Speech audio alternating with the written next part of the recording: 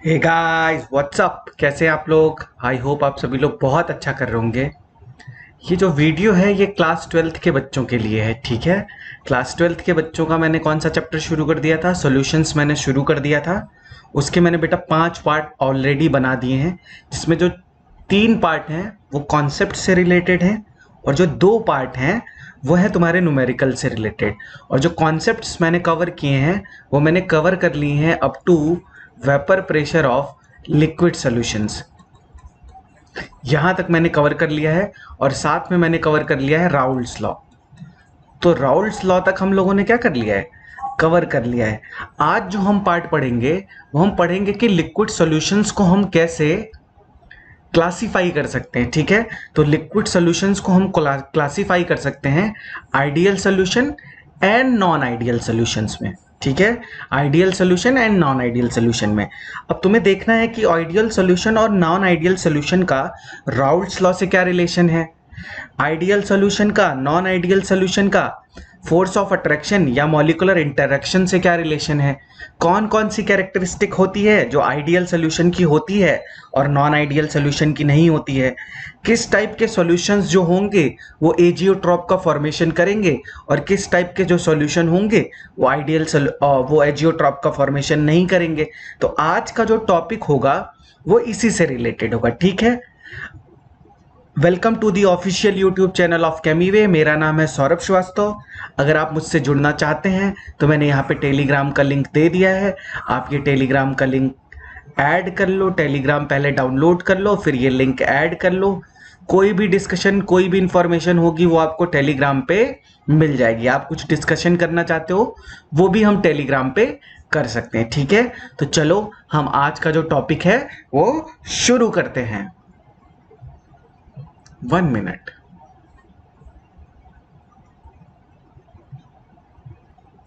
शुरू करते हैं ना। सबसे पहले हम देखते हैं what is ideal solution.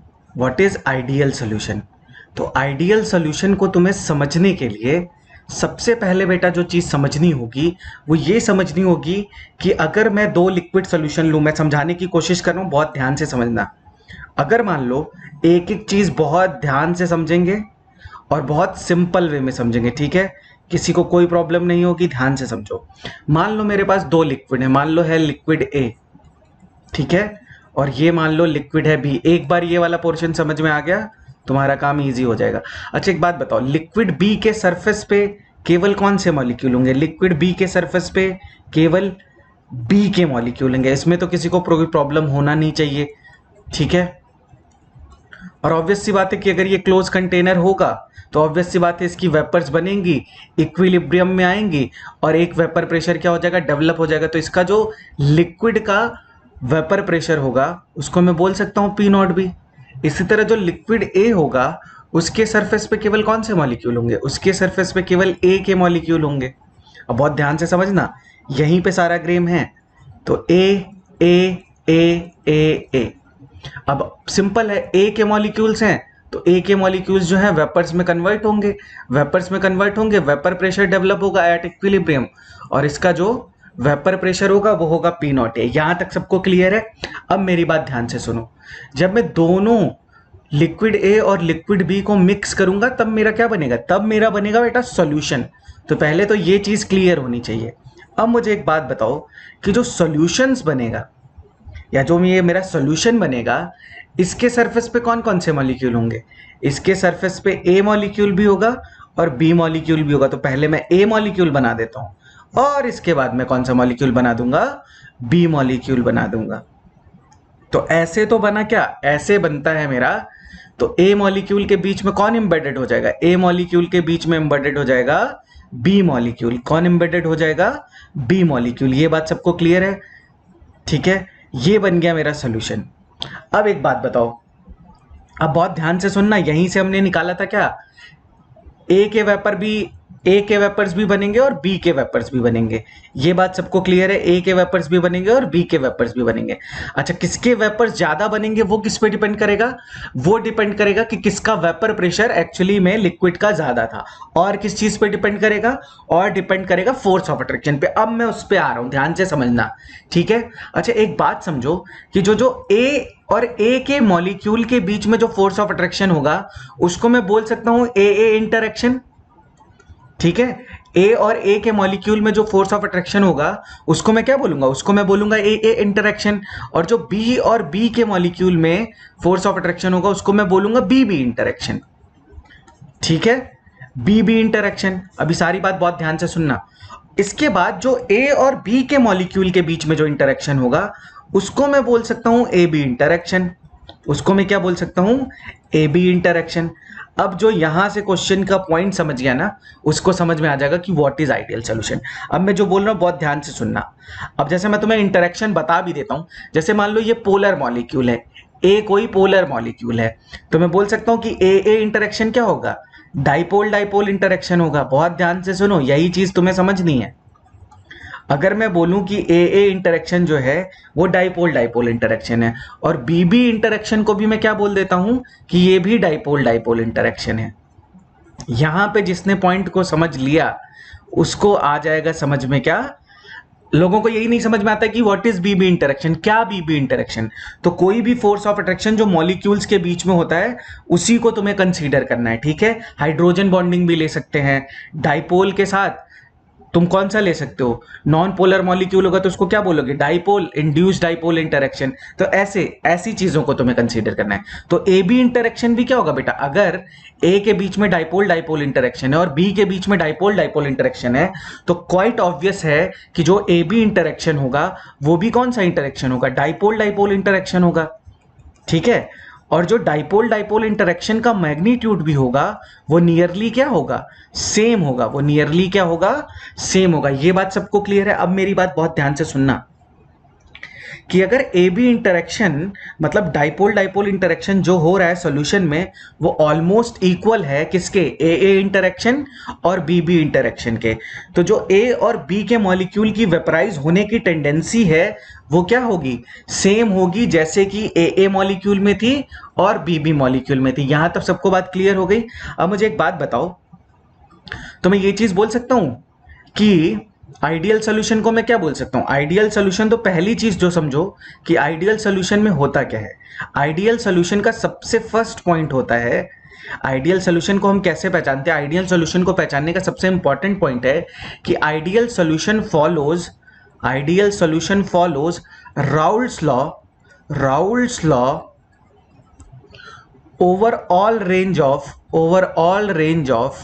overall range of concentration and temperature. मतलब इसको कहने का मतलब क्या है कि जो भी आइडियल सॉल्यूशन होगा वो किसको फॉलो करेगा? राउल्स लॉ को फॉलो करेगा। और राउल्स लॉ बेटा हमें किसके बारे में बताता है? राउल्स लॉ हमें बताता है वेपर प्रेशर ऑफ सॉल्यूशन के बारे में। किसके बारे में बताता है? वेपर प्रेशर ऑफ सॉल्यूशन के बारे में बताता है। अब राउल्स लॉ को फॉलो करने का मतलब मैं तुम्हें समझाता हूं, ठीक है? बहुत ध्यान से सुनना। अब सुनो, राउल्स लॉ को फॉलो करने का मतलब समझो। देखो, एक चीज समझो, जैसे मान लो ये मेरा सॉल्यूशन है, ठीक है? मैं जो समझा रहा हूं उसको बहुत ध्यान से सुनना, यहीं से सारा गेम है। अगर ये मेरा सॉल्यूशन है जिसमें सरफेस पे ए के भी मॉलिक्यूल प्रेजेंट है और बी के भी मॉलिक्यूल प्रेजेंट है, ए के भी मॉलिक्यूल प्रेजेंट है, बी के भी मॉलिक्यूल प्रेजेंट है, ए मॉलिक्यूल, बी मॉलिक्यूल, ए मॉलिक्यूल, बी मॉलिक्यूल। इसको मैं लैब में ले गया, ठीक है? इसको मैं लैब में ले गया और इसको मैंने मैनोमीटर से अटैच कर दिया। क्यों अटैच कर दिया बेटा? मुझे एक्सपेरिमेंटल वैल्यू फाइंड आउट करनी है। देखो, मैं बहुत समझा के बता रहा हूं, इसको बहुत ध्यान से समझना। अगर मैंने इसको मैनोमीटर के साथ मान लो अटैच कर दिया, मैनोमीटर पता है ना, प्रेशर फाइंड आउट करने के लिए होता है, ठीक है? तो इसको मैंने मैनोमीटर से अटैच कर दिया। अब मेरी बात बहुत ध्यान से सुनना। जो मैनोमीटर होता है उसमें पहले तो हाइट सेम होगी, ठीक है? बट जो यहाँ पे गैस होंगी वो क्या करेंगी? वो प्रेशर यहां से अप्लाई करेंगी। तो इधर जो हाइट है ये क्या हो जाएगी? इंक्रीज हो जाएगी। तो यहां से मुझे क्या मिल जाएगी? वेपर प्रेशर की एक्सपेरिमेंटल वैल्यू मिल जाएगी। तो मैं ये बोल सकता हूं कि ये क्या है? P ऑब्जर्व्ड है, P ऑब्जर्व्ड है, क्यों? क्योंकि जो हाइट होगी, हाइट से मैं प्रेशर निकाल सकता हूं, pressure is equal to rho g h. ये बात सबको क्लियर है? ये हो गया P ऑब्जर्व्ड। P ऑब्जर्व्ड को ही हम बोलते हैं एक्सपेरिमेंटल वैल्यू। मैं थोड़ा स्लो बता रहा हूं, इस चीज को समझ लोगे तो तुम्हारा काम हो जाएगा। ये तो हो गया बेटा P ऑब्जर्व्ड। अब मुझे एक बात बताओ, एक मैंने तुम्हें राउल्ट्स का फॉर्मूला बताया था। राउल्ट्स का फॉर्मूला क्या बताया था? राउल्ट्स का फॉर्मूला हमने पढ़ा था कि vapour pressure of solution is equal to when both the volatile liquids are present in solution. तो हमने क्या पढ़ा था? P not A x A plus P not B x B. इसको हम क्या बोलते हैं बेटा? ये तो कैलकुलेटेड वैल्यू है ना, ये है मेरी कैलकुलेटेड वैल्यू। अब राउल्ट्स लॉ को फॉलो करने का मतलब समझो। यहां से जिसने समझ लिया उसको समझ में आ गया कि व्हाट इज आइडियल सॉल्यूशन। तो आइडियल सॉल्यूशन का मतलब है, फॉलो करने का मतलब है राउल्ट्स लॉ को क्या? जब P कैलकुलेटेड की value, when P calculated is almost equal to किसके? P ऑब्जर्व्ड के। समझे मेरी बात? मतलब अगर P ऑब्जर्व्ड की वैल्यू, P ऑब्जर्व्ड की value is almost equal to P not A x A plus P not B x B, वैसे सॉल्यूशन को हम क्या बोलेंगे? ऐसे सॉल्यूशन को बेटा हम बोलेंगे, ऐसे सॉल्यूशंस को हम बोलेंगे कि ये फॉलो कर रहा है किसको? Follows Raoult's law. ये होता है राउल्ट्स लॉ को फॉलो करने का मतलब, कि राउल्ट्स लॉ को वो क्या कर रहा है? फॉलो कर रहा है। और जो भी राउल्ट्स लॉ को फॉलो करता है उसको हम क्या बोलते हैं? उसको हम बोलते हैं आइडियल सॉल्यूशन। और ये कब पॉसिबल है? आइडियल सॉल्यूशन का बनना तभी पॉसिबल है जब बेटा जो तुम्हारे ए के मॉलिक्यूल्स हैं उनके बीच में, देखो जो ए के मॉलिक्यूल्स हैं उनके बीच में जो इंटरेक्शन है, जैसे मान लो यहाँ डाइपोल डाइपोल इंटरेक्शन है, और जो बी के मॉलिक्यूल हैं उनके बीच में डाइपोल डाइपोल इंटरेक्शन है, तो ऑब्वियस सी बात है कि ए बी का जो इंटरेक्शन होगा वो भी कैसा होगा? डाइपोल डाइपोल इंटरेक्शन होगा। So if force of attraction between A B molecule is almost equal to A molecule and B molecule, उस केस में क्या होगा? उस केस में जो ए और बी के मॉलिक्यूल्स की वेपर में जाने की टेंडेंसी है वो कैसी होगी? वो सेम होगी एज ए में थी और बी में थी। तो आइडियल सॉल्यूशन के केस में जो दूसरा इंपॉर्टेंट पॉइंट है वो ये है कि the A B interaction is almost equal to A interaction. अच्छा, मैं ऑलमोस्ट इक्वल टू क्यों बोल रहा हूं? क्योंकि देखो बेटा, कोई भी चीज कभी भी परफेक्टली आइडियल नहीं हो सकती, क्योंकि जो मैग्नीट्यूड होगा, जैसे डाइपोल डाइपोल इंटरेक्शन भी अगर प्रेजेंट है तो एग्जैक्टली तो सेम प्रेजेंट नहीं हो सकता। क्योंकि देखो, अगर सॉल्यूशन कब बनेगा? जब दो डिफरेंट मॉलिक्यूल्स प्रेजेंट होंगे। सॉल्यूशन कभी एक सिंगल मॉलिक्यूल में नहीं बनता है, ठीक है? तो इसीलिए ऑलमोस्ट इक्वल लिख रहा हूं। जब A B interaction is almost equal to A interaction and B interaction, उस सिचुएशन में क्या होगा? उस सिचुएशन में तुम्हारा कौन सा फोर्स ऑफ अट्रैक्शन जब सेम होगा, तो उस सिचुएशन में तुम्हारी जो चीजें बनेगी या जो तुम्हारा सॉल्यूशन बनेगा उसको हम बोलेंगे आइडियल सॉल्यूशन। ठीक है? परफेक्टली आइडियल तो बेटा रेयर ही है, वो तो होना ही नहीं है। तो मैं ये बात लिख ही देता हूं कि perfectly ideal solution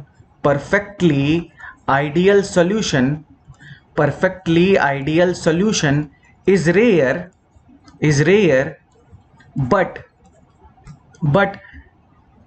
but nearly ideal behavior is observed। ठीक है? ये nearly ideal behaviour is observed. यहां तक सबको बात क्लियर है? अब हम देखेंगे कि हमें आइडियल सॉल्यूशन के कौन कौन से कैरेक्टरिस्टिक देखने हैं। पहली बात तो सबको समझ में आ जानी चाहिए कि आइडियल सॉल्यूशन में क्या होगा? वो राउल्ट्स लॉ को फॉलो करेगा over all range of concentration and pressure. उसका मैंने मतलब समझा दिया कि जो पी कैलकुलेटेड की वैल्यू है वो किसके इक्वल होनी चाहिए? ऑब्जर्व्ड वैल्यू के इक्वल होनी चाहिए। तो जब पी ऑब्जर्व्ड की वैल्यू ऑलमोस्ट इक्वल है किसके? P not A x A के and P not B x B के, उसी को हम क्या बोलेंगे? उसी को हम बोलेंगे कि फॉलो कर रहा है वो किसको? राउल्ट्स लॉ को। राउल्ट्स लॉ को बेटा कब फॉलो करेगा? जब A B interaction is almost equal to A interaction and B interaction. दूसरी चीज, कोई भी चीज परफेक्टली आइडियल नहीं हो सकती, क्योंकि फोर्स ऑफ अट्रैक्शन का मैग्नीट्यूड कभी इक्वली सेम नहीं हो सकता। ठीक है, तो nearly ideal behaviour is observe. कभी भी तुम ये नहीं बोल सकते कि ये परफेक्टली आइडियल, जैसे कोई भी गैस परफेक्टली आइडियल नहीं होती है, पर किसी भी रियल गैस को मैं आइडियल गैस में कन्वर्ट कर सकता हूं अगर मैं प्रेशर क्या कर दूं, प्रेशर को बहुत लो कर दूं और टेम्परेचर को बहुत हाई कर दूं।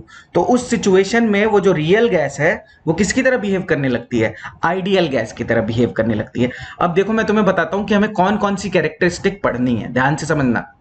पहली जो हमें कैरेक्टरिस्टिक पढ़नी है किसी भी सोल्यूशन के लिए, उसको हम बोलते हैं डेल्टा एच मिक्सिंग।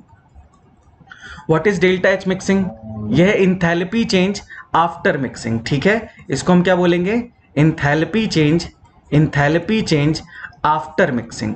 ठीक है, अभी मैं सारी चीजों पे आता हूं। ठीक है, इसको हम बोलेंगे इंथैल्पी चेंज आफ्टर मिक्सिंग, या इंथैल्पी चेंज आफ्टर मिक्सिंग बोल लो, या enthalpy change between solution and solvent बोल लो। ठीक है, नेक्स्ट हम जो पढ़ेंगे वो पढ़ेंगे डेल्टा वी मिक्सिंग, मतलब in volume change after mixing. तो इसको आफ्टर मिक्सिंग ही हम लिख रहे हैं। ठीक है, बहुत इजी चीजें, अभी तुम्हें सब समझ में आ जाएगी।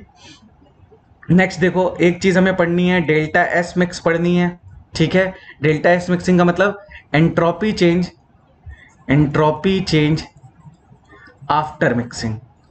इनके रिस्पेक्ट में अगर हमने समझ ली चीजें तो हमारा काम क्या हो जाएगा, बहुत इजी हो जाएगा। और तुम्हें क्या देखना है, delta G mixing. Delta G mixing का मतलब गिव्स free energy change after mixing. तो गिव्स free energy change after mixing. अब मैं आता हूं वन बाय वन पे। अब ध्यान से देखो, अब इसको ध्यान से समझो कि अगर मान लो ए के बॉन्ड को ब्रेक करने के लिए क्या करना पड़ेगा, एनर्जी प्रोवाइड करनी पड़ेगी। तो ये तो हो गई बेटा एंडोथर्मिक रिएक्शन। यहां पे बी इंटरेक्शन को भी ब्रेक करने के लिए क्या करना पड़ेगा, एनर्जी प्रोवाइड करनी पड़ेगी, ये भी हो गया। और ए बी इंटरेक्शन जब फॉर्म होगा तो यहां पे एनर्जी क्या होगी, यहां पे एनर्जी रिलीज होगी। तो आइडियल सोल्यूशन के केस में क्या होता है, आइडियल सोल्यूशन के केस में ना तो जितनी एनर्जी एब्जॉर्ब होती है उतनी ही एनर्जी क्या हो जाती है, रिलीज हो जाती है। तो मैं ये बोल सकता हूं कि आइडियल सोल्यूशन के केस में जो डेल्टा एच मिक्सिंग की वैल्यू होगी, वो कितनी होगी, जीरो होगी। ये बात तुम्हें क्लियर हो गई। अच्छा, आइडियल सोल्यूशन के केस में डेल्टा वी मिक्सिंग का मतलब क्या है, डेल्टा वी मिक्सिंग का मतलब ये है, जैसे मान लो ये है सोल्यूशन ए, तो ये है लिक्विड ए, मान लो इसका 50 ml है। ठीक है, और ये है लिक्विड बी, इसका भी बेटा मान लो 50 ml है। लिक्विड बी का भी दोनों को मैंने मिक्स किया।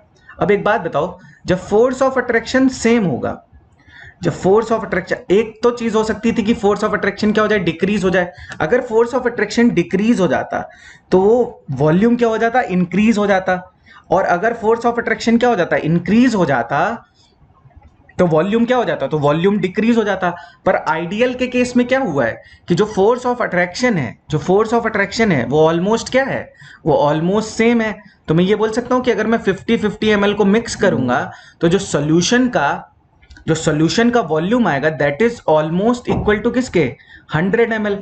तो अगर ये ऑलमोस्ट इक्वल टू 100 ml है तो मैं ये बोल सकता हूं कि डेल्टा वी मिक्सिंग की वैल्यू कितनी होगी, जीरो होगी। तो आइडियल सोल्यूशन के लिए डेल्टा वी मिक्सिंग की वैल्यू क्या होती है, जीरो होती है। तो कुछ भी मैं याद करने को नहीं बोल रहा हूं। ठीक है, ये बिल्कुल ही सिंपल सी चीज है। ठीक है, अब आते हैं हम, इसका मतलब मैंने क्या बोला था कि नो हीट इज एब्जॉर्ब्ड और इवॉल्व। ये बात याद रखना, डेल्टा एच मिक्सिंग का जीरो आने का मतलब क्या है, जीरो आने का मतलब है कि नो हीट इज एब्जॉर्ब्ड और evolved when the components are mixed। ये बात तुम्हें क्लियरली पता होनी चाहिए। ठीक है, कंपोनेंट्स आर मिक्स्ड, इसका मतलब क्या है कि दोनों में जो फोर्स ऑफ अट्रैक्शन है वो ऑलमोस्ट क्या है, सेम है। अब हम आते हैं डेल्टा एस मिक्सिंग में। अच्छा एक बात बताओ, जब भी मैं सॉल्यूशन बनाऊंगा तो डेल्टा एस मिक्सिंग की वैल्यू तुम समझो क्या होगी। देखो नंबर ऑफ मॉलिक्यूल्स तो हमेशा ही क्या होंगे, नंबर ऑफ मॉलिक्यूल्स, जैसे मान लो पहले ए में मान लो 50 मॉलिक्यूल थे और बी में भी मान लो 50 मॉलिक्यूल्स थे। जब मैं सोल्यूशन बनाऊंगा तो ऑटोमेटिकली नंबर ऑफ मॉलिक्यूल्स क्या हो जाएंगे, इंक्रीज हो जाएंगे। अगर नंबर ऑफ मॉलिक्यूल्स इंक्रीज हो गए तो एंट्रोपी भी क्या हो जाएगी, रैंडमनेस भी क्या हो जाएगी, इंक्रीज हो जाएगी। तो जो डेल्टा एस मिक्सिंग की वैल्यू है वो हमेशा क्या होगी, ग्रेटर देन 0 होगी। नेक्स्ट चीज देखो, जो डेल्टा जी मिक्सिंग होगी, डेल्टा जी मिक्सिंग का मतलब क्या है, अगर कोई स्पॉन्टेनियस रिएक्शन है, जब मैंने सॉल्यूशन को मिक्स किया है तो वो कौन सी रिएक्शन है, जब मैं सॉल्यूशन का फॉर्मेशन कर रहा हूं तो दैट इज स्पॉन्टेनियस रिएक्शन। तो मैं ये लिख सकता हूं कि for spontaneous reaction, for spontaneous reaction delta G is always the less than 0। तो जब मैं मिक्स कर रहा हूं तो ऑब्वियस सी बात है कि वो क्या है, सॉल्यूशन का फॉर्मेशन इज स्पॉन्टेनियस रिएक्शन। अगर सॉल्यूशन का फॉर्मेशन इज स्पॉन्टेनियस रिएक्शन तो मैं बोल सकता हूं कि delta G mixing is less than 0। तो ये हैं तुम्हारे आइडियल सॉल्यूशन के कैरेक्टरिस्टिक्स। अब मैं सारे कैरेक्टरिस्टिक्स को एक जगह एक साथ लिख देता हूं, ठीक है। अब यहां तक सबको सारी बातें समझ में आ गई। चलो अब हम लिखते हैं आइडियल सॉल्यूशन के सारे कैरेक्टरिस्टिक्स एक साथ। तो आइडियल सॉल्यूशन का सबसे पहला पार्ट, अब ये तुम्हारे लिए पूरा ओवरव्यू है। सबसे पहला पार्ट कि follows Raoult's law overall range of concentration and temperature। यहां तक किसी को कोई प्रॉब्लम नहीं होनी चाहिए। राउल्ट्स लॉ को फॉलो करने का मतलब होता है, इसी में लिख रहा हूं कि P observed is equal to P calculated. और कैलकुलेटेड की वैल्यू हम कैसे निकालते हैं बेटा, which is equal to P not A x A plus P not B x B, ठीक है। तो ये चीज अगर क्लियर है तो मैं ये भी लिख सकता हूं कि P A is equal to P not A x A and P B is equal to P not B x B. तभी तो ये बेटा वैल्यू ऐड करने पे किसके सेम आएगा। और ये पी ए क्या है, ये पी ए एक तरह से पी ए ऑब्जर्व्ड ही तो है। प्रेशर जो ऑब्जर्व्ड वाला होगा, मान लो तुम्हें अलग से तुम उसको देख नहीं सकते कि पी ए का क्या प्रेशर है, पर अगर ये वैल्यू इसके इक्वल आ रही है तो मैं बोल सकता हूं ना कि जो पार्शियल वेपर प्रेशर ऑफ ए है वो ऑब्जर्व्ड का और कैलकुलेटेड का क्या होगा, सेम होगा। तो इसी को हम बोलते हैं फॉलो करना राउल्ट लॉ को, ठीक है। पहला पॉइंट सबको क्लियर। दूसरा पॉइंट मैं ये बोल सकता हूं कैरेक्टरिस्टिक में कि जो ए बी इंटरेक्शन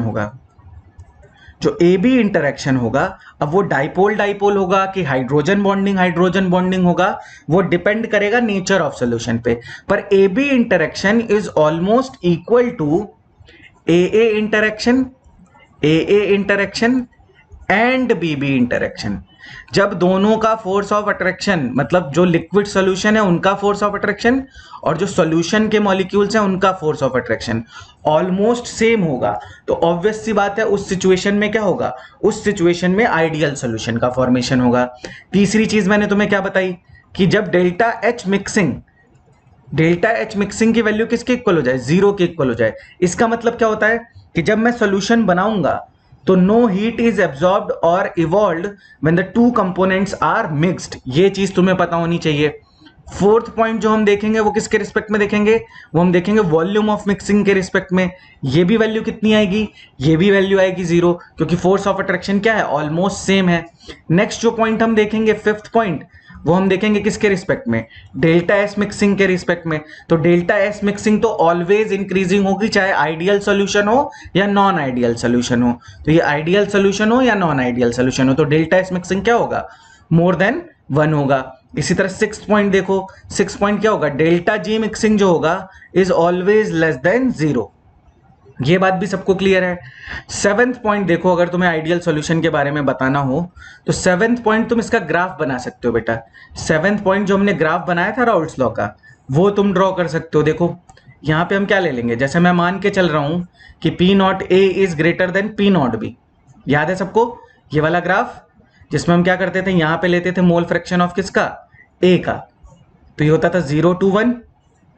0 to 1 मैंने कैसा बताया था, स्ट्रेट लाइन का ग्राफ आता है, स्ट्रेट लाइन का ग्राफ आता है। अगर पीए का ग्राफ बनाना होगा तो यहां से हम डॉटेड लाइन बना देंगे, इसको हम बोलेंगे पीए और इसको हम बोलेंगे पीबी की लाइन। सही है। तो जब भी तुम्हें आइडियल सोल्यूशन एक्सप्लेन करने के बोले तो ये सारी चीजें तुम्हें लिखनी होंगी।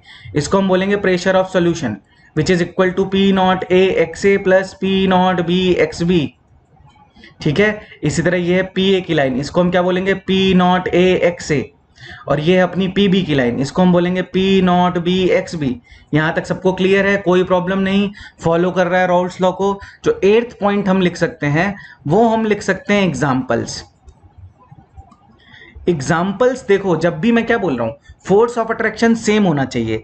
तो जो दोनों जो मॉलिक्यूल कंसीडर करना, दोनों में जो इंटरेक्शन होना चाहिए वो सेम होना चाहिए। जैसे मान लो एन हेक्सेन है, नॉन पोलर है, प्लस एन हेप्टेन है, ये भी बेटा नॉन पोलर है। तो जब इन दोनों को मिक्स करूंगा तो उनमें भी क्या होगा, उनमें भी नॉन पोलर मॉलिक्यूल ही होंगे। तो उनका इंटरेक्शन और जो लिक्विड का इंटरेक्शन है वो हमेशा क्या होगा, सेम होगा। इसी तरह देखो, जैसे सेकंड एग्जांपल देखो, ये तो फर्स्ट एग्जांपल है।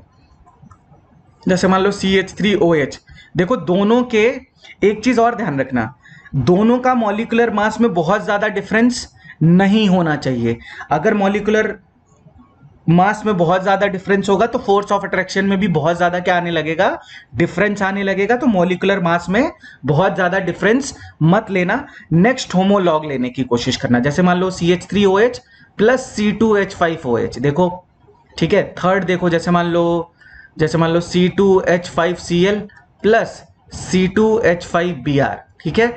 ऐसे फोर्थ देखो, जैसे मान लो तुमने ले लिया क्लोरोबेंजीन ब्रोमोबेंजीन। तो ऐसे बहुत सारे एग्जांपल्स लिख सकते हो, बस याद रखना कि दोनों में फोर्स ऑफ अट्रैक्शन क्या रखना, सेम रखना। और देखो, जैसे मान लो फिफ्थ एग्जांपल देखो, फिफ्थ एग्जांपल तुम रख सकते हो कौन सा, जैसे मान लो अगर मैंने रख दिया बेंजीन और टोलुइन, तो ये सारे क्या बनाएंगे, ये सारे बनाएंगे मेरा नियरली आइडियल सोल्यूशन।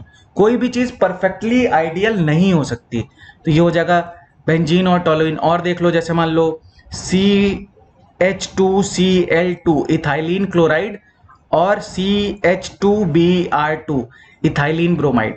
तो बेटा इतने तुम एग्जाम्पल जो है, अब देखो याद भी नहीं रखना है, बस एक चीज याद रखना कि दोनों जो कंपोनेंट्स ले रहे हो उनमें फोर्स ऑफ अट्रैक्शन क्या होना चाहिए, उनमें फोर्स ऑफ अट्रैक्शन क्या होना चाहिए, सेम होना चाहिए। ठीक है, यहां तक हमने आइडियल सॉल्यूशंस को समझ लिया। अब हम आते हैं नॉन आइडियल सॉल्यूशन पे। ठीक है, अब देखो नॉन आइडियल सॉल्यूशन क्या होता है। पहली चीज तो यही होगी कि जो नॉन आइडियल सॉल्यूशन होगा वो राउल्स लॉ को फॉलो नहीं करेगा। तो मैं पहले वहीं से शुरू करता हूं कि नॉन आइडियल सॉल्यूशन का मतलब है कि ये है does not follow Raoult's law, does not follow Raoult's law. अब does not follow Raoult's law का मतलब है कि जो P ऑब्जर्व्ड है is not equal to P calculated. ये बात एकदम क्लियर रखो कि जो P ऑब्जर्व्ड है वो P कैलकुलेटेड के इक्वल नहीं होगा। अब अगर इक्वल नहीं होगा तो दो पॉसिबिलिटी है ना, या तो ज्यादा हो सकता है या तो कम हो सकता है। अब उसको अभी हम अलग से समझेंगे। तो अगर P ऑब्जर्व्ड जो है वो P कैलकुलेटेड से इक्वल नहीं है तो दो ही चीज हो सकती है ना, कि जो P ऑब्जर्व्ड की वैल्यू है दैट इज, दो ही पॉसिबिलिटी हो सकती है कि P ऑब्जर्व्ड की value is greater then P calculated. एक तो ये पॉसिबिलिटी हो सकती है, और दूसरी पॉसिबिलिटी क्या हो सकती है कि जो P ऑब्जर्व्ड की वैल्यू है that is less then P calculated. अब क्या होगा, कैसे होगा, वो अभी मैं बताता हूं। ठीक है, दूसरी चीज, इसका मतलब एक चीज और हो सकता है ना कि P observed is not equal to P not A x A plus P not B x B. अगर ये चीज हो रही है तो ये भी चीज होगी कि PA is not equal to P not A x A और PB is not equal to P not B x B. ये चीज हो गई। अच्छा, अब यहां पे आते हैं, अगर मेरा P ऑब्जर्व्ड ज्यादा है P कैलकुलेटेड से, तो एक बात बताओ, नॉन आइडियल सॉल्यूशन को हम दो पार्ट में फिर डिवाइड कर सकते हैं। इसको हम बोलेंगे पॉजिटिव डेविएशन। किससे? इसको हम बोलेंगे positive deviation from Raoult's law. क्यों राउल्स लॉ से पॉजिटिव डेविएशन? क्यों? क्योंकि राउल्स लॉ हमको किसके बारे में बताता है? राउल्स लॉ हमें वेपर प्रेशर ऑफ सॉल्यूशन के बारे में बताता है। तो कैलकुलेटेड वैल्यू से ज्यादा वैल्यू आ गई, इसका मतलब पॉजिटिव डेविएशन है, और अगर कैलकुलेटेड वैल्यू से कम वैल्यू आ गई तो इसका मतलब निगेटिव डेविएशन है।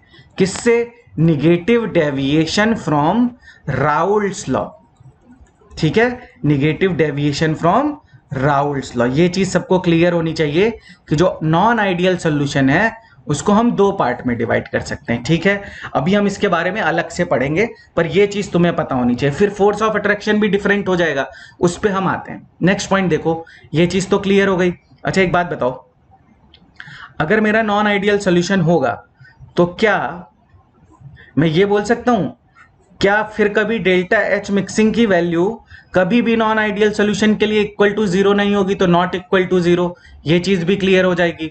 फिर मैं क्या ये बोल सकता हूं, delta V mixing is not equal to zero. तो इन सब में भी दो ही पार्ट बनेगा। क्या बन सकता है? पहला बन सकता है कि डेल्टा वी मिक्सिंग क्या होगा, डेल्टा वी मिक्सिंग जो होगा ग्रेटर देन जीरो होगा, और दूसरी सिचुएशन क्या बन सकती है, delta V mixing less than zero. अब किसमें क्या बनेगा वो भी मैं बताऊंगा। इसी तरह यहां पे भी दो सिचुएशन बन सकती है कि डेल्टा एच मिक्सिंग जो हो वो ग्रेटर देन जीरो हो, और दूसरी सिचुएशन क्या बन सकती है कि डेल्टा एच मिक्सिंग जो हो वो लेस देन जीरो हो। ठीक है, यहां तक सबको क्लियर है नॉन आइडियल सोल्यूशन में? और देखो और क्या चीजें हो सकती हैं। चलो यहां पे ना थोड़ा सा ऐसे कर लेते हैं। ठीक है, अब देखो मैं ये बोल सकता हूं डेल्टा एस मिक्सिंग जो होगा बेटा, देखो डेल्टा एस मिक्सिंग तो बढ़ेगा ही बढ़ेगा, उसमें तो कोई प्रॉब्लम ही नहीं है। तो आइडियल सोल्यूशन हो या नॉन आइडियल सोल्यूशन हो, जब सोल्यूशन का फॉर्मेशन होगा तो नंबर ऑफ मॉलिक्यूल्स क्या होंगे, इंक्रीज होंगे। इंक्रीज होंगे तो जब नंबर ऑफ मॉलिक्यूल इंक्रीज होंगे तो रैंडमनेस भी क्या होगी, इंक्रीज होगी। जब रैंडमनेस इंक्रीज होगी तो डेल्टा एस मिक्सिंग क्या होगा, इंक्रीज होगा। तो that is greater than zero. दूसरी चीज क्या हो सकती है कि जो डेल्टा जी मिक्सिंग है, अभी भी सॉल्यूशन क्या है, स्पॉन्टेनियसली फॉर्म हो रहा है, तो डेल्टा जी मिक्सिंग की वैल्यू क्या हो जाएगी, जीरो के इक्वल हो जाएगी। और एक चीज बोल सकता हूं, इंटरेक्शन के बारे में तुम क्या बोलोगे, तुम इंटरेक्शन के बारे में यही तो बोलोगे कि जो ए बी इंटरेक्शन है, जो ए बी इंटरेक्शन है क्या वो इक्वल होगा? कभी इक्वल नहीं होगा। किसके? ए ए इंटरेक्शन के और बी बी इंटरेक्शन के। ठीक है, ये कभी भी इसके इक्वल नहीं हो सकता। तो सारा गेम ही देखो किसका है, सारा गेम ही है फोर्स ऑफ अट्रैक्शन का। और तुम्हें पता होगा कि जितना, ये चीज तो सबको पता ही है ना कि vapour pressure is inversely proportional to force of attraction between molecules. तो यहीं से तो पूरा गेम है कि अगर फोर्स ऑफ अट्रैक्शन इंक्रीज या डिक्रीज होगा तो वहां से वेपर प्रेशर क्या होगा, चेंज होगा। चेंज होगा। तो आते हैं उस पे। अब देखो, अगर तुम एक चीज समझो, पहले मेरी बात ध्यान से समझो। पहले हम किस चीज को समझ लेते हैं, पहले हम समझ लेते हैं कि ये जो भी प्रॉब्लम आ रही है ना, ये जो भी डेविएशन आ रहा है, तो उसको क्या है कि उसको हमें मॉलिकुलर लेवल पे समझना पड़ेगा। तो मैं लिख देता हूं कि the cause of deviation, the cause of deviation, deviation is nature of interaction, the cause of deviation is nature of interaction, nature of interaction at molecular level, at molecular level. तो मॉलिकुलर लेवल पे जो interaction में changes आ रहे हैं वही किसका reason है, वही रीजन है कॉज ऑफ डेविएशन का। अब हम लोग आते हैं पॉजिटिव डेविएशन पे। तो पहले मैं हेडिंग डालता हूं पॉजिटिव डेविएशन, पहली हेडिंग आप लोग डाल लेना, positive deviation from Raoult's law, positive deviation from Raoult's law. और राउल्ट्स लॉ हमें किसके बारे में बताता है बेटा, राउल्ट्स लॉ हमें बताता है, जैसे तुम अपने आप से क्वेश्चन पूछोगे ना तुम्हें आंसर मिल जाएगा। राउल्ट्स लॉ हमेशा हमें बताता है किसके बारे में, वेपर प्रेशर ऑफ सॉल्यूशन के बारे में। तो पॉजिटिव डेविएशन होने का मतलब क्या है कि जो ऑब्जर्व्ड वैल्यू होगी वो हमेशा किससे ज्यादा होगी, वो हमेशा ज्यादा होगी किससे, जो तुम्हारी कैलकुलेटेड वैल्यू। तो उसी को हम बोलते हैं पॉजिटिव डेविएशन। पर उसको पहले हम समझने की कोशिश करते हैं। जैसे मान लो कि यहां वे मेरे मॉलिक्यूल्स हैं, अब बहुत ध्यान से समझना, इनके बीच में है इंटरेक्शन ए और इनके बीच में इंटरेक्शन है बी बी। ठीक है, दो लिक्विड है मेरे, यहाँ पे है मेरा ए लिक्विड और यहाँ पे है मेरा बी लिक्विड। तो यहाँ पे सरफेस पे कौन से मॉलिक्यूल प्रेजेंट होंगे, ए के मॉलिक्यूल प्रेजेंट होंगे। बहुत डिटेल में बता रहा हूँ, इतनी डिटेल में मिलना थोड़ा मुश्किल है। और ये है बी बी इंटरेक्शन। अब मेरी बात ध्यान से सुनो, यहां पे तुम्हारा जो इसका क्या होगा, प्योर लिक्विड का जो वेपर होगा वो होगा पी नॉट ए और पी नॉट बी। यहां तक सबको क्लियर है? अब इन दोनों को मैंने मिक्स कर दिया। अब मेरी बात जो समझ जाएगा उसको सब समझ में आ जाएगा। यहां पे देखो, यहां पे जो समझ गया, अगर मैं बोलूं कि जो ए बी इंटरेक्शन है, अब ध्यान से सुनना मेरी बात, यहीं पे इंपॉर्टेंट है कि अगर ए बी इंटरेक्शन जो है, ये इसकी जो वैल्यू है, मतलब जो फोर्स ऑफ अट्रैक्शन है between A B is less than क्या, is less than A and A B. तो जब फोर्स ऑफ अट्रैक्शन डिक्रीज हो जाएगा तो अब ए के मॉलिक्यूल और बी के मॉलिक्यूल वेपर्स में क्या आएंगे, वेपर्स में क्या आएंगे, ज्यादा आएंगे। ठीक है, तो मैं ये बोल सकता हूं जो प्रेशर ऑफ जब फोर्स ऑफ अट्रैक्शन डिक्रीज हो गया, जब फोर्स ऑफ अट्रैक्शन डिक्रीज हो गया तो मैं ये बोल सकता हूं कि जो प्रेशर ऑफ सॉल्यूशन होगा यहां पे, वो ऑब्जर्व्ड वैल्यू से क्या होगा, या जो कैलकुलेट, अब ये ऑब्जर्व्ड ही तो वैल्यू है, जो प्रेशर ऑफ सॉल्यूशन तुम ले जाओगे लैब में और इसको अटैच करोगे मैनोमीटर से तो तुम्हें वैल्यू मिल जाएगी। तो इसको मैं बोल सकता हूं पी ऑब्जर्व्ड। और जब तुम कैलकुलेट करते हो तो उसमें तो तुम किसी फोर्स ऑफ अट्रैक्शन को कंसीडर नहीं करते हो, उसमें तो तुम डायरेक्ट क्या लगा देते हो, फॉर्मूला लगा देते हो कि P not A x A plus P not B x B. तो जो पी ऑब्जर्व्ड की वैल्यू होगी, तुम खुद सोच के बताओ, जब फोर्स ऑफ अट्रैक्शन डिक्रीज हो गया, मैं लिख दे रहा हूं कि ए बी इंटरेक्शन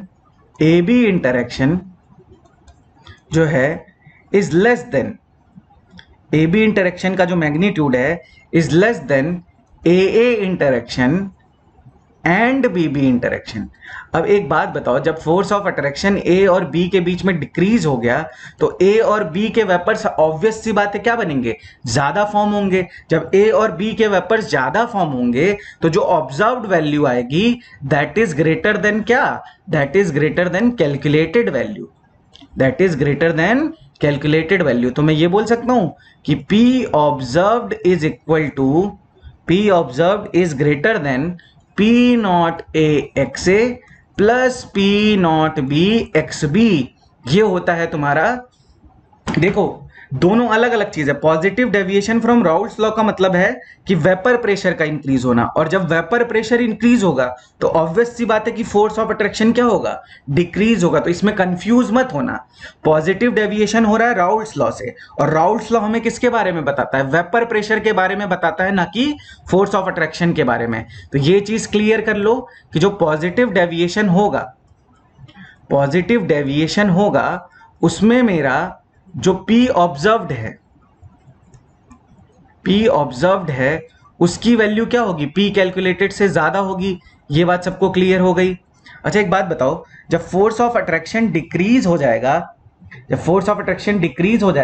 तो ऑब्वियस सी बात है कि एनर्जी क्या होगी, कम रिलीज होगी, और जो हमने ब्रेक करने के लिए एनर्जी दी थी वो वैल्यू ज्यादा होगी। तो मैं ये बोल सकता हूं कि जो डेल्टा एच मिक्सिंग होगी वो क्या होगी, ग्रेटर देन जीरो होगी। इसका मतलब ये भी है कि जब मैं सॉल्यूशन बनाऊंगा या जब मैं मॉलिक्यूल्स को मिक्स करूंगा तो मुझे एनर्जी क्या करनी पड़ेगी, प्रोवाइड करनी पड़ेगी, क्योंकि जो मॉलिक्यूल्स के बीच में फोर्स ऑफ अट्रैक्शन है मतलब वहां पे एनर्जी एब्जॉर्ब होगी।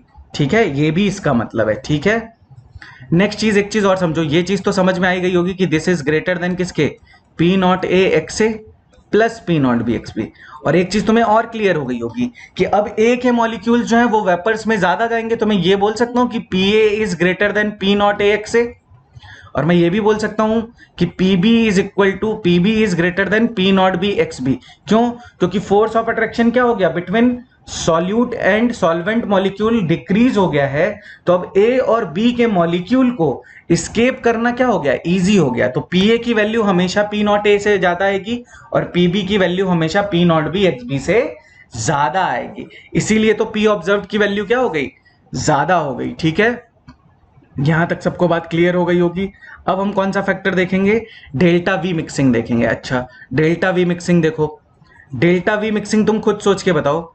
एक बात सोचो कि जैसे मान लो जब फोर्स ऑफ अट्रैक्शन डिक्रीज हो गया तो वॉल्यूम जो है वो ज्यादा ऑक्यूपाई करेगा, तो जो सॉल्यूशन का वॉल्यूम होगा वो दोनों के वॉल्यूम से क्या होगा, ज्यादा होगा। तो मैं ये बोल सकता हूं कि delta V mixing is greater than zero. तो देखो सारी चीज ग्रेटर में आ रही है, तो पॉजिटिव डेविएशन के लिए ये चीज तुम याद रखना।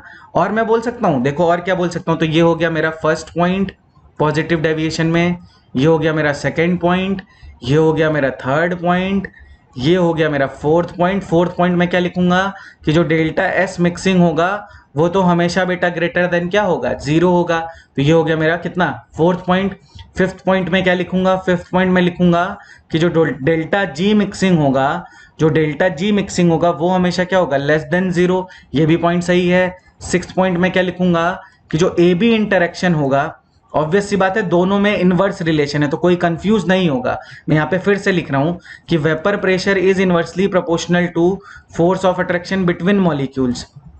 तो अगर मेरा, ध्यान से सुन लो, फिर से बोल रहा हूं, वेपर प्रेशर क्या हुआ, इंक्रीज हुआ है, तो ए बी इंटरेक्शन की वैल्यू क्या हो जाएगी, कम हो जाएगी। किससे, ए इंटरेक्शन से एंड बी बी इंटरेक्शन से। ठीक है, तो ए इंटरेक्शन और बी बी इंटरेक्शन से वैल्यू क्या होगी, कम हो जाएगी। किसकी, ए बी इंटरेक्शन की। तभी तो बेटा वो ज्यादा क्या होगा, ज्यादा इजीली स्केप करेगा, और जब ज्यादा इजीली स्केप करेगा तो फिर वेपर प्रेशर की वैल्यू भी क्या हो जाएगी, इंक्रीज हो जाएगी, और ज्यादा वॉल्यूम क्या करेगा, ऑक्यूपाई करेगा। तो 6 पॉइंट ये हो गया। 7th पॉइंट बेटा तुम इसका ग्राफ बना सकते हो। अब मेरी बात ध्यान से समझना, ग्राफ तो बेटा ऑब्वियसली ऐसे ही बनाना चाहिए था हमें, अगर वो आइडियल सोल्यूशन होता तो। जैसे मान लो यहाँ पे पी नॉट बी हम लिखेंगे, ऑब्वियसली यहाँ पे पी नॉट ए, ये सबको पता है कैसा स्ट्रेट लाइन ग्राफ आता है। अब इसको डॉटेड लाइन से बनाओ, ठीक है, डॉटेड लाइन से इसको बनाने की कोशिश करो। और ये तो हमारा नॉर्मल ग्राफ होता है, पर अगर पॉजिटिव डेविएशन हो रहा है तो ये जो लाइन है ये ऊपर से जाएगी और एक मैक्सिमम पॉइंट को अचीव करके फिर नीचे आ जाएगी। मान लो ये मैक्सिमम पॉइंट है, अब इसका मैं मतलब बताऊंगा, ठीक है। ये देखो, इसी तरह ये जो है ये यहाँ पे आ गया, ये जो है ये ऐसा ग्राफ बनेगा। तो सारी लाइंस देखो ऊपर से जा रही हैं, इसका मतलब ये क्या है, पॉजिटिव डेविएशन शो कर रहा है। अब एक चीज और बता देता हूं, इसमें एक पॉइंट और लिख लेना, उसको हम अगली क्लास में डिस्कस करेंगे कि व्हाट इज एजियोट्रॉप। बहुत छोटा सा टॉपिक है, पर अभी के लिए बस मैं समझा देता हूं कि व्हाट इज एजियोट्रॉप। ये 7th पॉइंट है और ये 8th पॉइंट है। अब मेरी बात ध्यान से समझो, ये मैक्सिमम पॉइंट है, यहाँ पे वेपर प्रेशर की वैल्यू क्या होगी, मैक्सिमम होगी। अगर वेपर प्रेशर की वैल्यू मैक्सिमम होगी तो बॉइलिंग पॉइंट क्या होगा, मिनिमम होगा। तो जो पॉजिटिव डेविएशन जो सॉल्यूशन शो करते हैं, जो सॉल्यूशन पॉजिटिव डेविएशन शो करते हैं, वो फॉर्म करते हैं कौन सा, मिनिमम बॉइलिंग एजियोट्रॉप। तो पॉजिटिव डेविएशन जो भी सॉल्यूशन शो करते हैं वो फॉर्म करते हैं मिनिमम बॉइलिंग एजियोट्रॉप। अब व्हाट इज एजियोट्रॉप क्या होता है वो हम नेक्स्ट क्लास में देखेंगे, पर एक चीज अभी के लिए याद रखना कि जो भी पॉजिटिव डेविएशन शो करेगा, वैसे एजियोट्रॉप होता क्या है ये भी सुन लो। एजियोट्रॉप होता है कांस्टेंट बॉइलिंग मिक्सचर, और जो कांस्टेंट बॉइलिंग मिक्सचर होगा उसका जो वेपर फेज होगा और जो लिक्विड फेज होगा दोनों में मोल फ्रैक्शन सेम होगा, तो वहां पे हम फ्रैक्शनल डिस्टिलेशन अप्लाई नहीं कर सकते, ठीक है। तो एजियोट्रॉप्स को हम फ्रैक्शनल डिस्टिलेशन करके सेपरेट नहीं कर सकते हैं। So this is positive deviation from Raoult's law. अब हमें बेटा एग्जाम्पल देखने पड़ेंगे ना, तो एग्जाम्पल्स भी देख लो नेक्स्ट पेज पे। तो एग्जाम्पल ऐसे रखना कि फोर्स ऑफ अट्रैक्शन डिक्रीज हो जाए। तो फोर्स ऑफ अट्रैक्शन कैसे डिक्रीज होगा बेटा, एक मान लो तुम्हारे पास कोई पोलर था, या पहले उसमें हाइड्रोजन बॉन्डिंग प्रेजेंट थी और बाद में तुमने हाइड्रोजन बॉन्डिंग ब्रेक कर दी। जैसे मान लो इथाइल एल्कोहल है, तो इथाइल एल्कोहल में बेटा क्या प्रेजेंट होगा, हाइड्रोजन बॉन्डिंग प्रेजेंट होगा। और प्लस अगर मैं उसमें एसीटोन मिक्स कर दूं तो उसने हाइड्रोजन बॉन्डिंग को क्या कर दिया, ब्रेक कर दिया। तो पहले फोर्स ऑफ अट्रैक्शन ज्यादा था और बाद में फोर्स ऑफ अट्रैक्शन क्या हो गया, कम हो गया। इसी तरह देखो, जैसे एक पोलर मॉलिक्यूल ले लूं और एक नॉन पोलर मॉलिक्यूल ले लूं, तो पोलर मॉलिक्यूल के बीच में क्या होता था, पोलर मॉलिक्यूल के बीच में होता था डाइपोल डाइपोल इंटरेक्शन, और पोलर और नॉन पोलर के बीच में क्या होगा, पोलर और नॉन पोलर मॉलिक्यूल के बीच में प्रेजेंट होगा डाइपोल इंड्यूस्ड डाइपोल इंटरेक्शन। तो ऑब्वियस सी बात है उसका जो मैग्नीट्यूड हो गया वो तो कम हो गया ना।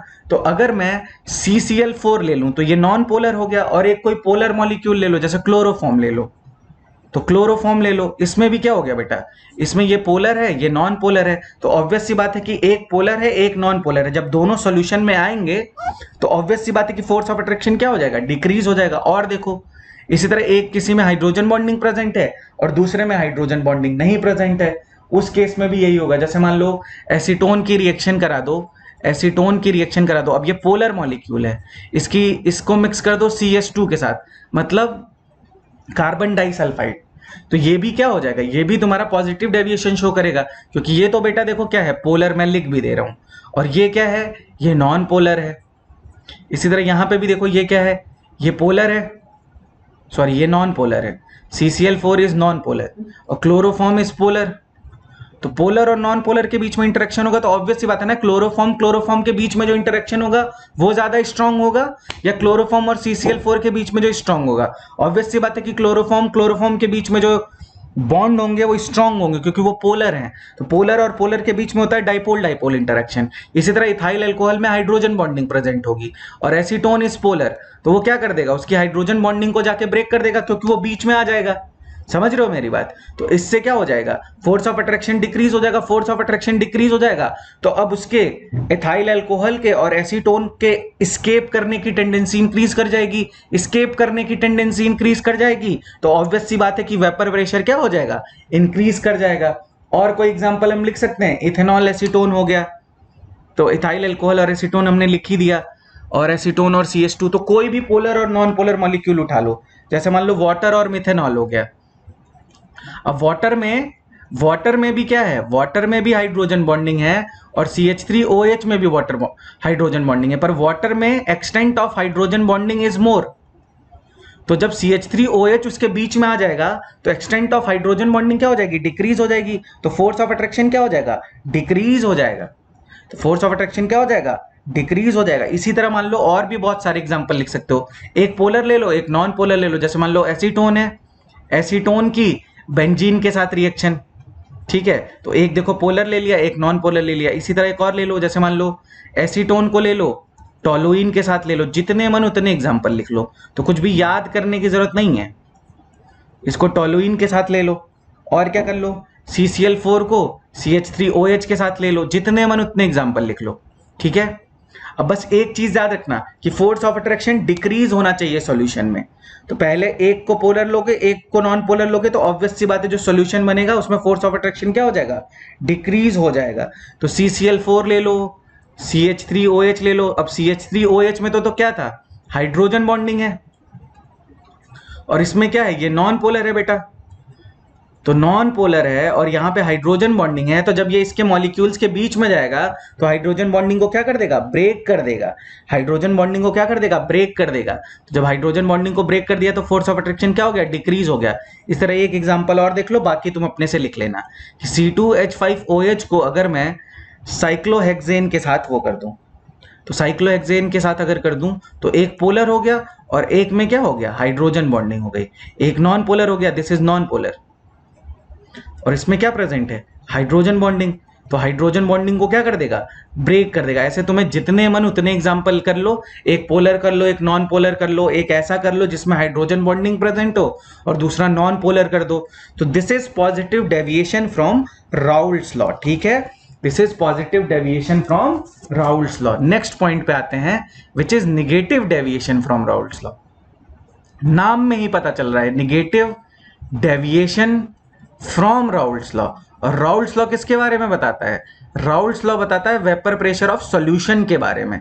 तो अगर वेपर प्रेशर ऑफ सॉल्यूशन कम हो जाए, मतलब P ऑब्जर्व्ड की जो वैल्यू है, P ऑब्जर्व्ड की जो वैल्यू है that is less then of P calculated, that is less then of P calculated. अब ये कब पॉसिबल है, पहले तो ये समझ ले कि ये कब पॉसिबल है।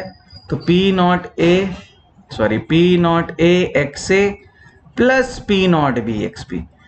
अब पहले मुझे समझना होगा कि ये निगेटिव डेविएशन हुआ ही क्यों यार, निगेटिव डेविएशन होने का कॉज क्या है। तो हम कॉज पे आते हैं, तो वही सारी चीजें कि अगर मैं लिक्विड A लूंगा तो इसके सरफेस पे केवल A मॉलिक्यूल होंगे, ठीक है, A मॉलिक्यूल हैं, और अगर मैं B लिक्विड लूंगा तो उसके सरफेस पे केवल कौन से मॉलिक्यूल होंगे, B मॉलिक्यूल होंगे, ऑब्वियस सी बात है। अगर मैं दोनों को मिक्स करूंगा तो वो क्या हो जाएगा, सॉल्यूशन का फॉर्मेशन हो जाएगा, और सरफेस पे कौन से मॉलिक्यूल मुझे मिलेंगे, ए के मॉलिक्यूल भी मिलेंगे और बी के मॉलिक्यूल भी मिलेंगे। अब मेरी बात ध्यान से सुनना, यहीं से पूरा कॉन्सेप्ट है। अगर जो ए बी के मॉलिक्यूल हैं, ए और बी को हम सॉल्वेंट और सॉल्यूट भी बोल सकते हैं, अगर इनका इंटरेक्शन इंक्रीज हो जाए, मतलब ए और बी के मॉलिक्यूल के बीच में जो फोर्स ऑफ अट्रैक्शन है वो इंक्रीज हो जाए, तो ऑब्वियस सी बात है कि जब ए और बी के मॉलिक्यूल के बीच में फोर्स ऑफ अट्रैक्शन इंक्रीज हो जाएगा, जब फोर्स ऑफ अट्रैक्शन इंक्रीज हो जाएगा तो उससे क्या होगा कि ए और बी के मॉलिक्यूल की स्केप करने की टेंडेंसी क्या हो जाएगी, स्केप करने की टेंडेंसी डिक्रीज हो जाएगी। जब स्केप करने की टेंडेंसी डिक्रीज हो जाएगी तो जो यहां पे प्रेशर आएगा वो ऑब्वियस सी बात है कि कैलकुलेटेड से क्या आएगा, कम आएगा, क्योंकि जैसे ही फोर्स ऑफ अट्रैक्शन इंक्रीज होता है वेपर प्रेशर की वैल्यू क्या हो जाती है, डिक्रीज हो जाती है। तो मैं ये बोल सकता हूं कि जो पीए की वैल्यू होगी वो ऑब्वियस सी बात है पी नॉट ए एक्स से क्या होगी, कम होगी, और जो पीबी की वैल्यू होगी वो भी क्या होगी, P not B x B से क्या होगी, कम होगी। ये बात पहली चीज हमने समझ ली कि नेगेटिव डेविएशन का पहला पॉइंट ये है। सेकेंड पॉइंट हम समझते हैं कि सेकेंड पॉइंट क्या है, वो है वही फोर्स ऑफ अट्रैक्शन से। तो मैं ये बोल सकता हूं कि ए बी, अगर वेपर प्रेशर डिक्रीज हो गया तो ऑब्वियस सी बात है कि फोर्स ऑफ अट्रैक्शन क्या हो गया होगा, इंक्रीज हो गया होगा। तो A B interaction is greater than A interaction and B B interaction. ये बात सबको क्लियर होनी चाहिए, A interaction and B B interaction. तो इससे क्या होगा, so tendency of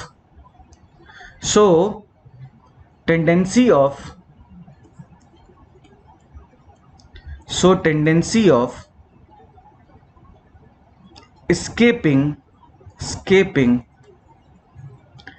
is less in solution। मतलब ए और बी के स्केप करने की टेंडेंसी क्या हो जाएगी, कम हो जाएगी। ए एंड बी के स्केप करने की टेंडेंसी क्या हो जाएगी, टेंडेंसी जो है डिक्रीज हो जाएगी। डिक्रीज हो जाएगी तो ए और बी के जो वेपर्स हैं वो कम बनेंगे, ए और बी के वेपर्स कम बनेंगे, और ए और बी के वेपर्स अगर कम बनेंगे तो ऑब्वियस सी बात है कि वेपर प्रेशर जो ऑब्जर्व होगा वो कम होगा कैलकुलेटेड से। यहां तक किसी को कोई प्रॉब्लम नहीं है। नेक्स्ट पॉइंट, ऑब्वियस सी बात है कि जब फोर्स ऑफ अट्रैक्शन इंक्रीज होगा तो डेल्टा एच की वैल्यू क्या होगी, डेल्टा एच की वैल्यू क्या होगी, निगेटिव होगी, क्योंकि वहां पे एनर्जी क्या होगी, रिलीज होगी। तो डेल्टा एच मिक्सिंग की वैल्यू क्या होगी, less than 0। Fourth point, delta V mixing, जब फोर्स ऑफ अट्रैक्शन इंक्रीज हो गया तो वॉल्यूम क्या हो जाएगा, डिक्रीज हो जाएगा, तो डेल्टा वी मिक्सिंग भी क्या हो जाएगा, लेस देन 0। फिर फिफ्थ पॉइंट पे आते हैं। फिफ्थ पॉइंट हमने क्या पढ़ा था, delta S mixing, delta S mixing की वैल्यू क्या, always greater than 0। Sixth point, delta G mixing की वैल्यू ऑलवेज लेस देन 0। यहां तक तो किसी को कोई दिक्कत ही नहीं है। सेवेंथ पॉइंट पे आते हैं। सेवेंथ पॉइंट हमेशा हमारा जो होगा वो ग्राफ से रिलेटेड होगा। ग्राफ बना दो, ग्राफ बनाओ। ग्राफ नॉर्मली हम कैसे बनाते हैं, P not be, P not a, straight line थी, यहां पे डॉटेड लाइन से दिखा दो, ठीक है।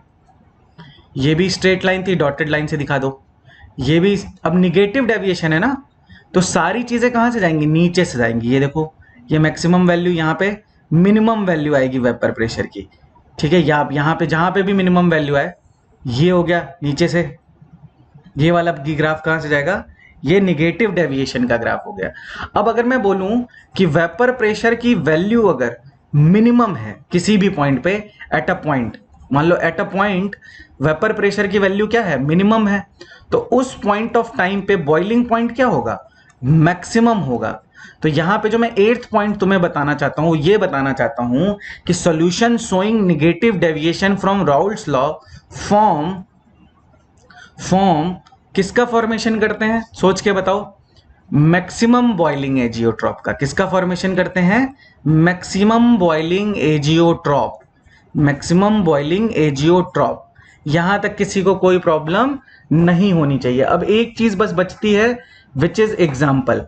तो हम उस पे जैसे ही आएंगे हमारा काम क्या हो जाएगा, फिनिश हो जाएगा, ठीक है। आते हैं उस पे। देखो, मैं तुम्हें एग्जाम्पल्स बता देता हूं और ये एग्जाम्पल्स याद रखना, तुम्हारे लिए बहुत इजी हो जाएगा। जब भी फोर्स ऑफ अट्रैक्शन इंक्रीज हो जाए, तो कोई ऐसा सिचुएशन जिसमें फोर्स ऑफ अट्रैक्शन क्या हो जाए, इंक्रीज हो जाए, तो मैं उस पे आता हूं। जैसे फोर्स ऑफ अट्रैक्शन कब इंक्रीज होगा, जैसे मान लो पहले तुम्हारा हाइड्रोजन बॉन्डिंग प्रेजेंट नहीं था, पर बाद में हाइड्रोजन बॉन्डिंग सडनली आ जाए, तो उस केस में क्या होगा, हाइड्रोजन बॉन्डिंग आने की वजह से वहां पे फोर्स ऑफ अट्रैक्शन इंक्रीज हो जाएगा। तो सबसे जो इंपॉर्टेंट एग्जांपल है जो एनसीईआरटी में दिया भी है, वो दिया है तुम्हें क्लोरोफॉर्म, मतलब CHCl3, sorry CHCl3 is chloroform. तो ये मैंने गलती से लिख दिया है, तो कोई ऐसा नहीं सोचेगा कि मैंने जानबूझ के लिखा है, ठीक है। क्लोरोफॉर्म हो गया प्लस एसीटोन हो गया। अब अगर इसको तुम समझ लोगे ना तो तुम्हारा काम हो गया। अच्छा ये बताओ, ये पोलर मॉलिक्यूल है, CHCl3 भी पोलर मॉलिक्यूल है, तो दोनों में डाइपोल डाइपोल इंटरेक्शन होगा, सडनली इनमें हाइड्रोजन बॉन्डिंग आ जाए, बाप रे बाप मजा आ जाए। तो हाइड्रोजन बॉन्डिंग कैसे आ जाएगी, देखो CH3 C डबल बॉन्ड हो CH3 और CHCl3, तो देखो CHCl तो ये सारे इलेक्ट्रॉन को अपनी ओर पुल करेंगे, पुल करेंगे, पुल करेंगे, पुल करेंगे। तो कार्बन पे क्या बढ़ता चला जाएगा, पॉजिटिव चार्ज इंक्रीज होता चला जाएगा। तो यहां से ये क्या करने लगेगा, इलेक्ट्रॉन को पुल करने लगेगा। तो इस पे आ जाएगा बहुत भयंकर पॉजिटिव चार्ज, और इस पे है बेटा डेल निगेटिव चार्ज, ठीक है, डेल निगेटिव चार्ज, और यहाँ पे डेल पॉजिटिव चार्ज भयंकर। दोनों के बीच में क्या होने लगेगा, हाइड्रोजन बॉन्डिंग। तो जब एसीटोन और क्लोरोफॉर्म को मिक्स करोगे, जब एसीटोन और क्लोरोफॉर्म को मिक्स करोगे, तो उस सिचुएशन में क्या होगा, उस सिचुएशन में होगा, उस सिचुएशन में तुम्हारा हाइड्रोजन बॉन्डिंग क्या हो जाएगा, हाइड्रोजन बॉन्डिंग जो है वो फॉर्म होने लगेगा। तो हाइड्रोजन बॉन्डिंग की वजह से वेपर प्रेशर क्या हो जाएगा, ऑब्वियस सी बात है कि जब फोर्स ऑफ अट्रैक्शन इंक्रीज होगा तो हाइड्रोजन बॉन्डिंग क्या हो जाएगा, सॉरी, जब फोर्स ऑफ अट्रैक्शन इंक्रीज होगा तो वेपर प्रेशर क्या हो जाएगा, वेपर प्रेशर डिक्रीज हो जाएगा। निगेटिव डेविएशन में क्या होता है, वेपर प्रेशर डिक्रीज हो जाता है ना। इसी तरह सेकंड एग्जांपल देखो, सेकंड एग्जांपल तुम समझ लो कि phenol and aniline, phenol and aniline में क्या होगा, फिनॉल एंड एनिलीन में तुम्हारा हाइड्रोजन बॉन्डिंग का जो एक्सटेंट होगा वो इंक्रीज हो जाएगा। तो ये भी एक एग्जांपल है। जब भी हम, ऐसे याद रखना, जब भी हम वाटर में कोई स्ट्रॉन्ग एसिड ऐड करें, तो देखो यहां पे हाइड्रोजन बॉन्डिंग था, पर HCl के साथ आयन आयन डाइपोल इंटरेक्शन होने लगेगा, और आयन डाइपोल इंटरेक्शन का जो एक्सटेंट होता है, या जो आयन डाइपोल इंटरेक्शन का जो मैग्नीट्यूड होता है वो ज्यादा होता है। इसी तरह किसी को भी वाटर में ऐड कर दो, वाटर में मान लो H2SO4 को ऐड कर दिया, वाटर में HNO3 को ऐड कर दिया, तो वाटर में किसी भी स्ट्रॉन्ग एसिड को ऐड करोगे तो वाटर में तो कौन सा इंटरेक्शन था, हाइड्रोजन बॉन्डिंग थी। पर जैसे ही सॉल्यूशन में आएगा, तो जैसे ये देखो यहाँ पे H+ और वाटर के साथ देखो आयन डाइपोल इंटरेक्शन होने लगा, क्या होने लगा, आयन डाइपोल इंटरेक्शन होने लगा। और जो आयन डाइपोल इंटरेक्शन होता है, ये सब तुम्हें बुक में नहीं मिलेगा एनसीईआरटी में, मैं तुम्हें बता दे रहा हूँ। ये जो आयन डाइपोल इंटरेक्शन है वो उसका जो मैग्नीट्यूड, मतलब या जो उसका जो वो कह लो कि एक्सटेंट होता है, वो ज्यादा होता है किससे, हाइड्रोजन बॉन्डिंग से। तो इस तरह से तुम क्या कर सकते हो, इस तरह से तुम इसके एग्जांपल्स लिख सकते हो। आई होप मेरी बात सबको, एक चीज और कर लो, यहाँ पे एजियोट्रॉप लिखना था, मैंने एजोट्रॉप लिख दिया है, ठीक है। एक चीज और यहाँ पे देख लेते हैं, एजियोट्रॉप यहाँ पे सही है, एजियोट्रॉप यहाँ पे सही है, ठीक है। तो हमने क्या सीख लिया आज, हमने 2-3 चीजें सीख ली, उसको जल्दी से क्या कर लेते हैं, एक चार्ट के फॉर्म में क्लियरली लिख लेते हैं और फिर वीडियो को खत्म करते हैं। सबसे पहले हमने सीखा क्या, आइडियल सोल्यूशन, जल्दी जल्दी बोलो, आइडियल सोल्यूशन बोलो क्या होता है। आइडियल सोल्यूशन और नॉन आइडियल सोल्यूशन में हमने 2 पार्ट सीखे। नॉन आइडियल सोल्यूशन में हमने कितने पार्ट सीखे, 2 पार्ट सीखे। एक सीखा हमने पॉजिटिव डेविएशन, एक हमने सीखा पॉजिटिव डेविएशन, और एक हमने सीखा निगेटिव डेविएशन। ये जो भी डेविएशन आ रहा है, ये जो भी डेविएशन आ रहा है, इसका कॉज क्या है, इसका कॉज है force of attraction at molecular level. इसका जो कॉज है वो है force of attraction at molecular level. तो पहली चीज जो आइडियल सॉल्यूशन में, ऐसे तुम्हें डिफरेंस लिखने को आ सकता है, तो पहली चीज क्या लिखोगे, follows Raoult's law, follows Raoult's law at all concentration and temperature, and all concentration and temperature, ठीक है। सेकेंड पॉइंट क्या लिखोगे, सेकेंड पॉइंट लिखोगे कि delta H of mixing is equal to 0। Next point क्या लिखोगे, delta V mixing is equal to 0। और क्या लिखोगे, और लिखोगे delta S mixing is greater than 0, delta G mixing is always less than 0। फिर क्या लिखोगे कि AB interaction is almost equal to, AB interaction is almost equal to AA interaction and BB interaction, AA interaction and BB interaction. Easy, किसी को कोई problem नहीं। ठीक है, नेक्स्ट आओ। नेक्स्ट हम क्या बना सकते हैं? नेक्स्ट हम बना सकते हैं ग्राफ। ग्राफ बनाना सबको आता है, कोई दिक्कत ही नहीं है यहाँ तक। ठीक है, ये ग्राफ बना देना। ठीक है, यहाँ पे आएगा पी नॉट ए, यहाँ पे आएगा पी नॉट बी। तुम्हें पता है ये वाली लाइन है प्रेशर ऑफ सोल्यूशन, ये है पी ए। ये इसी तरह फिर एग्जाम्पल आएंगे लास्ट में। एग्जाम्पल हमेशा क्या होंगे? दोनों के बीच में क्या है? फोर्स ऑफ अट्रैक्शन सेम रखना है, तो दोनों का नेचर सेम रखना। N hexane, n heptane.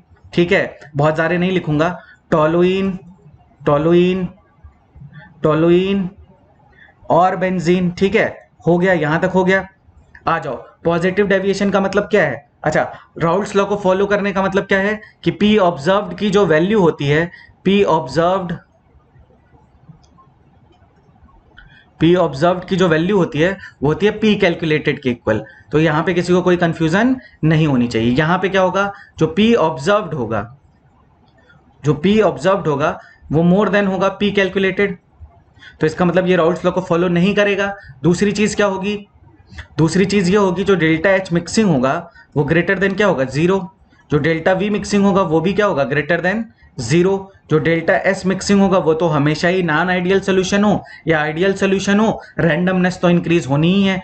Delta G mixing भी ऑलवेज क्या होगी? Less than zero. ऑब्वियस सी बात है कि अगर वैल्यू इंक्रीज हुई है तो फोर्स ऑफ अट्रैक्शन क्या हुआ होगा? डिक्रीज हुआ होगा। तो मैं ये बोल सकता हूं कि ए बी इंटरेक्शन जो है, ये जो ए बी इंटरेक्शन है ये कम हो गया होगा। किससे? ए इंटरेक्शन से एंड बी बी इंटरेक्शन से। तो यहां पे भी किसी को कोई प्रॉब्लम नहीं होनी चाहिए। उसके बाद ग्राफ बनाना मैंने तुम्हें सिखा दिया है, ग्राफ बना देना। ग्राफ कैसा बनेगा? अब यहां पे थोड़ी सी कम जगह है तो यहां पे जल्दी से खत्म करते हैं। ये ऐसा ग्राफ होगा, सारी वैल्यू क्या होगी? ऊपर से जा रही होगी, ऐसे ऐसे ऐसे और ऐसे। और एग्जाम्पल तुम्हें आते हैं। ठीक है, एग्जाम्पल पीछे से देख लेना।